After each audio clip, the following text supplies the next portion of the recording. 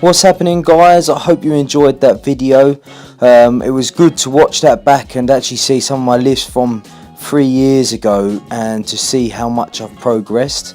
So I've decided to put this little video together at the end, have a little chat about how long progression actually takes and the dedication you need to keep going to reaching your goals.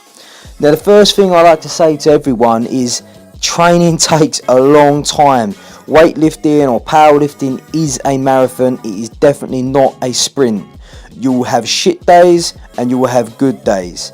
But like anything, if you decide to quit at the first hurdle or when things get a bit tough, then your progress is ultimately going nowhere, and you're going to slow down. So you need to just be willing to deal with the bad days. Just be willing to accept that there's valleys and there's peaks, and ultimately you've got to learn to ride them both if you need to progress in any sport. So just put a little compilation of my videos together here. You see some heavy back squats, heavy for me at that time anyway. Some cleans, a mix of sort of pulls, etc, etc, just to sort of see the sort of variety I put into my training in the run up to a competition. Now, the competition just gone, I had a 25-week program, believe it or not, which may seem quite excessive, but it was broken down into various blocks with different goals and objectives. The main thing I started to address right at the start of my program was my leg strength. So for this, I followed an AMRAP, which is basically as many reps as possible, and it worked extremely well. Basically, what I would do is I would squat 3 times 5, and then on my 4th set I would go for as many reps as possible. If I achieved 8, I was allowed to go up the following week, but if I achieved 7 or less, I had to stay the same.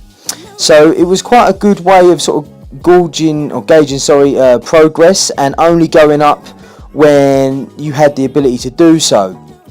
And I ran that for a good 8 to 12 weeks before moving on. And when I moved on, I followed the same principle, but I deliberately tapered it over a 4-week block. So rather than having to hit 8s, I was simply only needed to hit 4s, 3s and 2s over let's say the 4-week block, which was quite nice.